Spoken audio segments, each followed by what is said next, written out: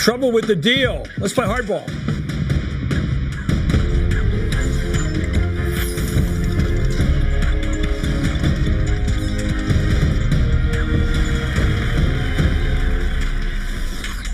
Good evening. I'm Chris Mathews in Washington, and let me start tonight with the turbulence over this prisoner exchange. The questions most reasonable people are asking concern U.S. security.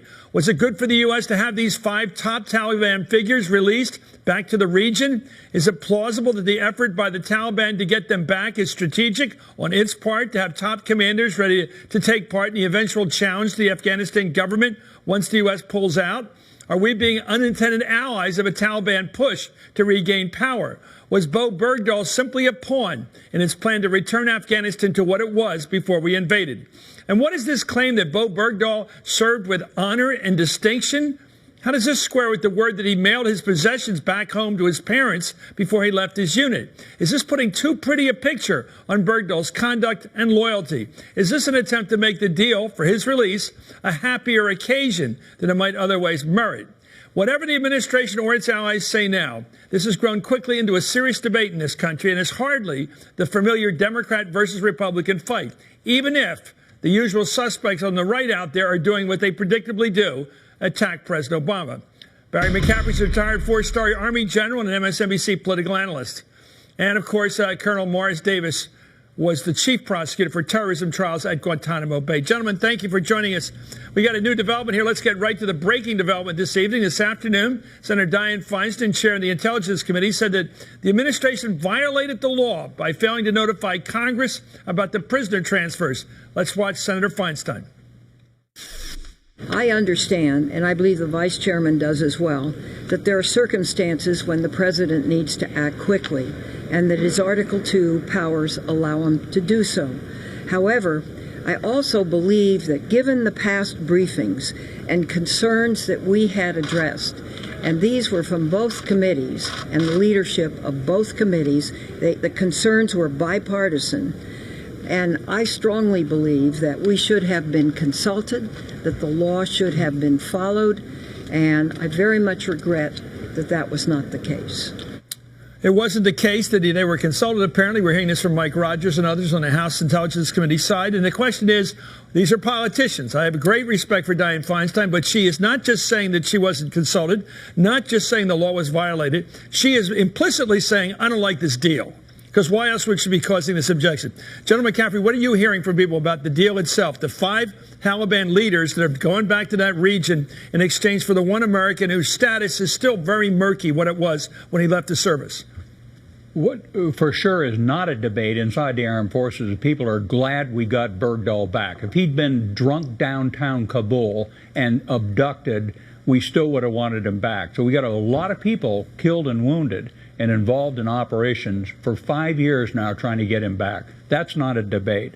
The question is, why would the president and his advisors think it was a good idea to embrace a guy who we knew walked away from his post in a combat situation and ended up getting his buddies in difficult situations? What do you mean by embrace?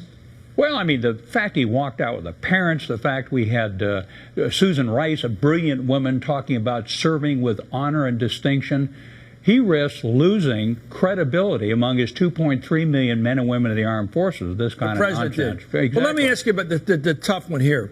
How do you get him out if the other side won't make any other deal but this one? Well, we got 60,000 killed and wounded. So Bergdahl's misconduct landed him in 5 years of misery with the Taliban. It's possible we would have never gotten him back. The question at hand is, was it worth letting go the 5 most dangerous people in our hands? That's really the president's call. But at the end of the day, this was misconduct. We should not characterize this guy as a hero. And by the way, he shouldn't be a honorably medically retired staff sergeant a year from now. His misconduct should have been ruled not line of duty.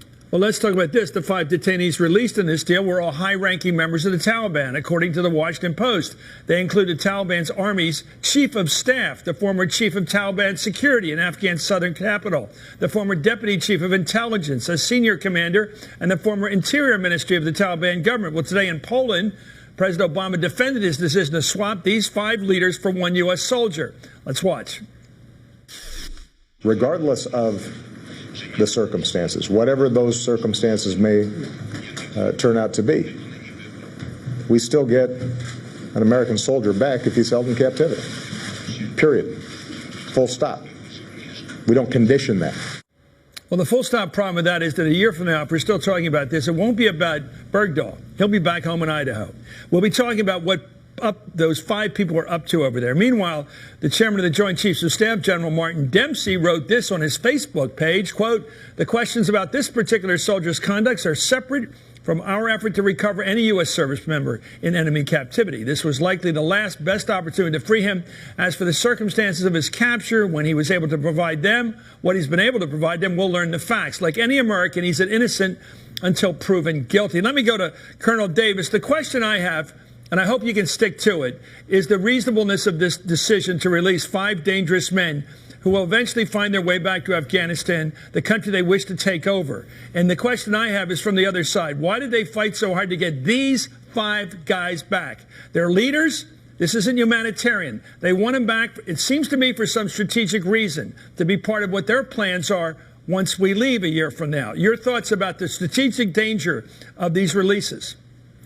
Well, I would push back a bit on the hyperbole about these being the most dangerous men at Guantanamo. I mean, this wasn't I didn't say that. Sheikh well, don't push back at me, sir, because I didn't say that. I'm not. I said one was chief of staff of the Taliban. One of the other one was a top intelligence officer, one of the Southern Command guys. These guys were pretty high ranking. And my question to you is, why did they want them back so much?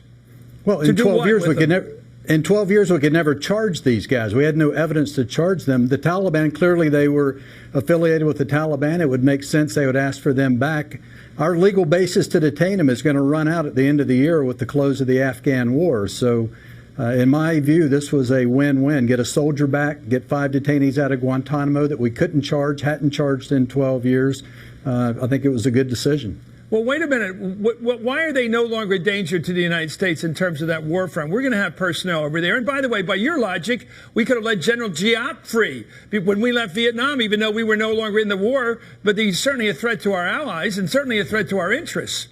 Well, we had no evidence. These guys are the enemy of the United States, are they not? I'm asking you, are they our enemies? If we had any evidence that they'd committed any offense, we would have preferred charges against them. And in 12 years, we couldn't do that. That's why we keep them in Gitmo, of course, because they're dangerous.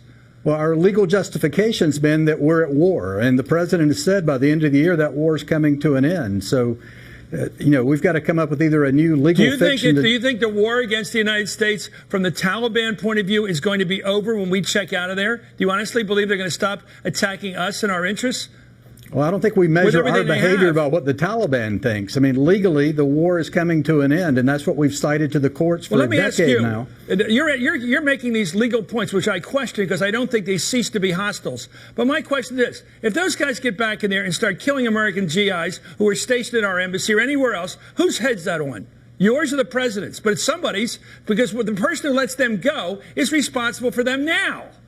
Right now. Well, if you're going to wait till the risk is reduced to 0, then they'll be serving a life sentence. How about down to something plausible? Let me ask you this. Do you think it's plausible that those guys are going to retire from this war? Well, we don't know. Only time's going to tell, but we're never going to. You don't think so. How about you don't think so? Say you don't think so. That means something. You don't know doesn't mean anything. We don't know everything. But don't you think it's plausible that they will continue the fight against the United States?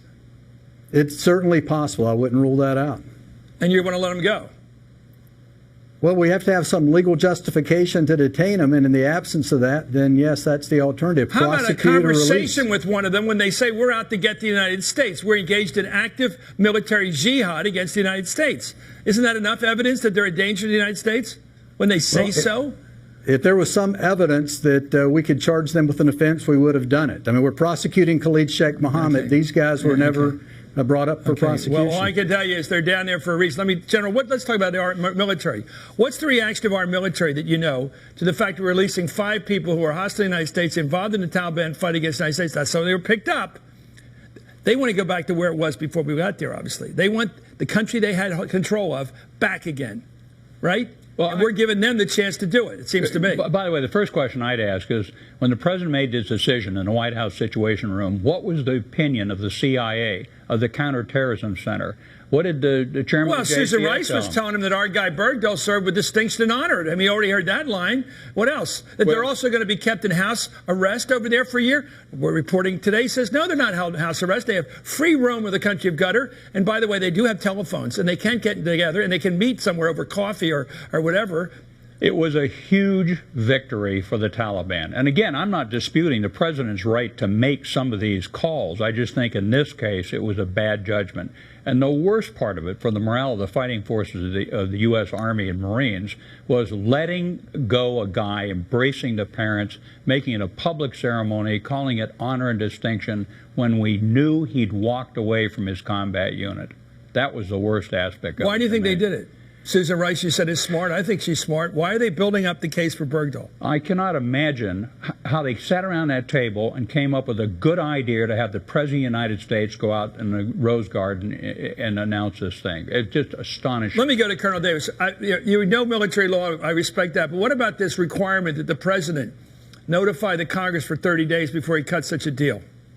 Dianne Feinstein is a solid member of the United States Senate, maybe the most solidest there is, the one true grown-up over there, I think, some days. And she makes sure that we know what she just said a few minutes ago, late this afternoon. She doesn't like this. She thinks the President of the United States, her political ally, has broken the law. What do you make of that? Well, I think she's wrong. I mean, you go back to the Bush administration and Jay Bybee's memo in 2002, where he said that Congress trying to put any constraints on the president's authority as commander-in-chief is unconstitutional. He was talking about enhanced interrogation in the torture statute, but the same rationale applies here. And the president issued a signing statement when he signed this 30-day notification provision, and he said he was signing the bill, but he felt that it was an unconstitutional infringement on his authority as commander-in-chief. So I understand her objection, but I think the president's right in this case that he had the constitutional authority to do what he did. So his signing of that bill meant nothing. Well, it obviously meant a lot. It was the Defense Authorization Act, but that provision on the 30. Yeah, when he signed a law, you had no intention of enforcing. That's why I don't quite get it. Do you take the president as a serious man when he signs something that includes that requirement of a 30-day notification? Do you think that means something or doesn't mean anything? Is there more reservation attached? I think the Constitution trumps the statute. Even if he signed it? Yes. Well, that's certainly weird. That's weird. I'm not a lawyer. Sometimes I'm glad I'm not a lawyer. Morris, Colonel, thank you for coming on. We'd like to argue with you. You may be right. I always say that to myself at the end of these shows. I may be wrong. I don't think so. Thank you, General McCaffrey, and thank you, Colonel. Thank you, gentlemen, for your service, of course.